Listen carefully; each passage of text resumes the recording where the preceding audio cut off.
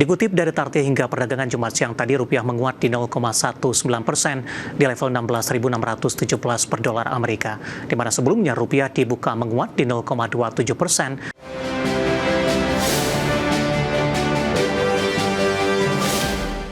Beralih ke informasi indikator perdagangan lainnya pemirsa, di mana nilai tukar rupiah cenderung menguat jelang libur akhir pekan di tengah indeks dolar Amerika cenderung tertekan usai The Fed memangkas suku bunga.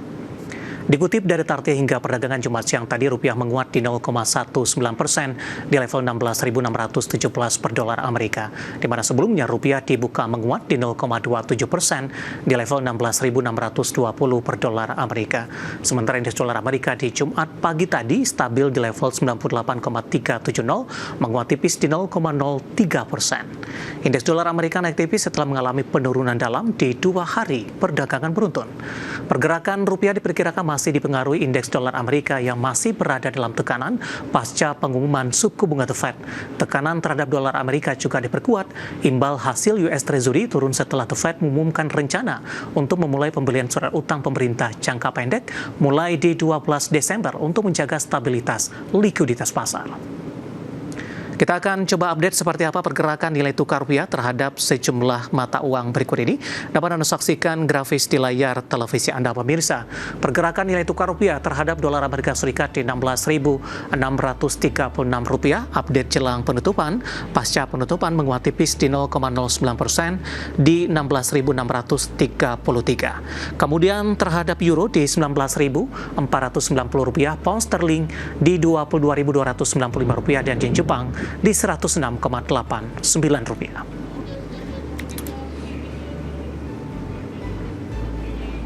Dan seperti apa update terkini pergerakan harga sejumlah komoditas yang berhasil dihimpun oleh tim redaksi kami sampai dengan sore hari ini waktu Indonesia Barat. Dapat Anda saksikan grafis di layar televisi Anda pemirsa, di mana minyak WTI menguat di 0,62% di $57,96 Amerika per barrel. Nikel melemah di 0,07% di $14.604 Amerika per metric ton. Emas melemah di 0,02% di $4.311 Amerika per troy ounce, sudah menembus di level 4.300-an pemirsa. Sementara CPO melemah di 0,65% di Rp4.093 Malaysia per tonnya.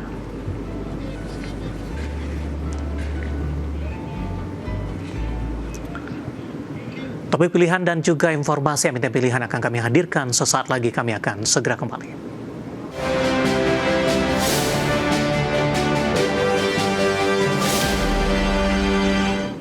Ke topik pilihan pemirsa, indeks harga saham gabungan menguat signifikan di sepanjang tahun berjalan hingga sesi pertama 12 Desember 2025. IHSG naik di 20 maksud kami 88% secara year to date ke level 8.659. Analis pasar modal menyebutkan potensi penguatan IHSG di akhir tahun masih terbuka lebar, ditopang oleh Santa Claus Rally, window dressing, dan aksi investor asing yang masuk ke emerging market. Indeks harga saham gabungan menguat signifikan di sepanjang tahun berjalan. Tak berhenti sampai di sini, potensi penguatan masih terbuka lebar ditopang oleh Santa Claus Rally dalam 3 pekan terakhir 2025. Berdasarkan data Bursa Efek Indonesia hingga penutupan sesi pertama 12 Desember 2025, IHSG tercatat naik 20,88% secara year to date ke level 8.659. Lebih rinci, IHSG di awal Januari berada di level 7.163. Melanjut di Februari, level IHSG masih bertahan di kisaran 7.000. Sementara di bulan Maret dan April, IHSG tercatat mengalami penurunan ke level 6.500 dan bahkan 5.900. Meski demikian, di bulan-bulan berikutnya yakni Mei dan Juni, IHSG kembali merangkak naik ke level 7.000, meskipun kembali terpeleset di awal Juli ke bawah level 7.000. Adapun sejak Agustus hingga Desember, rally IHSG terlihat cukup kencang, di mana pada Oktober IHSG mampu bertengger di atas 8.000-an.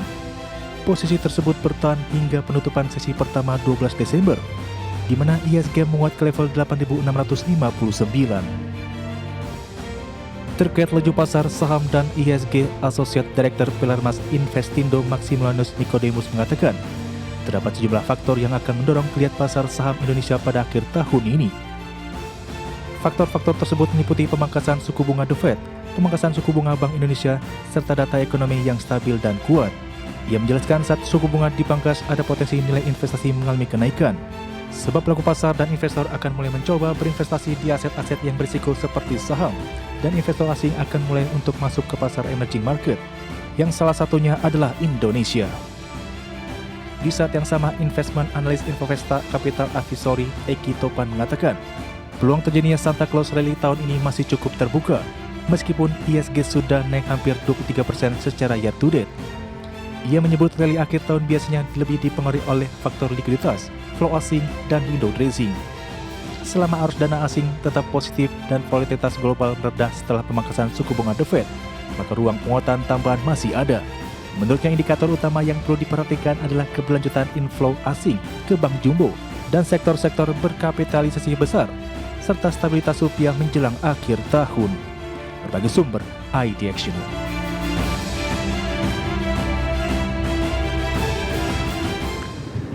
Keinformasi emiten pemirsa, di mana PT Indah Kiat Pulp and Paper Tbk atau INKP mencatatkan kinerja bervariasi di kuartal ketiga 2025, di mana laba bersih perseroan melonjak 44,14% secara tahunan, sementara pendapatan dari penjualan perseroan turun 2,48% secara tahunan. Dikutip dari Keterbukaan Informasi Bursa Efek Indonesia, PT Indah Kiat Pulp and Paper Tbk atau INKP berhasil membukukan laba bersih 325,92 juta dolar Amerika di kuartal 3 2025, melonjak 44,14% year on year dibandingkan dengan capaian di kuartal 3 2024 senilai 226,11 juta dolar Amerika.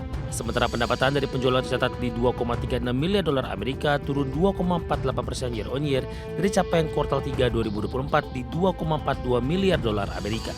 Di tengah penurunan pendapatan, perseroan mengalami kenaikan beban pokok penjualan 0,3% year on year menjadi 1,62 miliar dolar Amerika, sehingga laba bruto tercatat 739,46 juta dolar Amerika, turun dibandingkan kuartal 3 2024 di 802,02 juta dolar Amerika.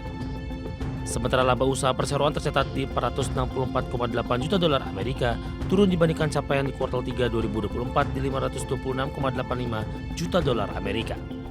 Laba periode berjalan mencapai 325,92 juta dolar Amerika, naik dari 226,07 juta dolar Amerika di kuartal 3 2024. Lonjakan laba periode berjalan dipengaruhi keberhasilan perseroan dalam menekan total beban lain-lain di 69,8 juta dolar Amerika dari 222,59 juta dolar Amerika di kuartal 3 2024. Sementara itu, per 30 September 2025 jumlah ekuitas perseroan tercatat di 6,72 miliar dolar Amerika, meningkat dibandingkan per 31 Desember 2024 di 6,41 miliar dolar Amerika. Hingga akhir kuartal 3 2025 total liabilitas mencapai 5,77 miliar dolar Amerika atau membengkak dibandingkan per akhir Desember 2024 di 5,37 miliar dolar Amerika.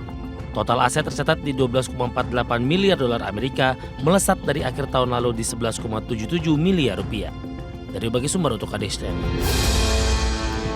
Dan secara teknikal pemirsa, di sepanjang perdagangan hari ini saham INKP dominan bergerak di zona hijau meskipun di 30 menit atau beberapa menit maksud kami jelang penutupan di sesi kedua hari ini penguatannya lebih ke arah terbatas. Langsung saja kita ke grafis yang pertama, pergerakan saham INKP dibuka di sesi pertama pada pagi tadi di 7.975, beberapa menit pasca pembukaan penguatan terbatas di 7.950. 11.15 mengalami lonjakan yang signifikan di 8.325, intraday tertinggi di hari ini. Kemudian 11.30 penutupan sesi pertama, penguatan terbatas ke 8275 dan pembukaan sesi kedua juga terbatas ke 8250. Saat ini posisi INKP menguat di 3,81% dan berada di level yang lebih rendah di Rp8.175 per sahamnya. Kita beralih ke grafis selanjutnya, pergerakan saham INKP dalam beberapa bulan terakhir. Di perdagangan 24 Juni, saham INKP diperdagangkan di level 5.000-an, tepatnya di 5.825. Kemudian Juli mengalami tekanan ke posisi 5.300. Agustus September ini mengalami penguatan yang cukup signifikan hingga ke level 7.800-an. Oktober dan November lebih cenderung bergerak stabil di 7.400-an dan posisinya lebih rendah dari perdagangan September. Kemudian di perdagangan Desember mengalami penguatan yang cukup signifikan pemirsa, bahkan menyentuh intraday tertinggi di 8.800. Pasca menyentuh ke level ini, saham INKP dalam sepekan terakhir mengalami pelemahan yang cukup signifikan hingga ke 7.700 dan hari ini mencoba bangkit di 3,81% di tengah rilis kinerja yang bervariasi di kuartal ketiga 2025. Dari sisi valuasi dengan beberapa indikator yang ada, ke grafis selanjutnya kita akan coba lihat dari posisi PER-nya, pemirsa. Price to earning ratio ada di kisaran 6,25 kali, PSR-nya di 0,86 kali, PBV-nya masih di bawah 1 kali di 0,40 kali, dan PCFR di 3,14 kali. Kombinasi secara fundamental, teknikal, dan juga dari sisi valuasi, dan semoga bisa menjadi salah satu referensi untuk Anda.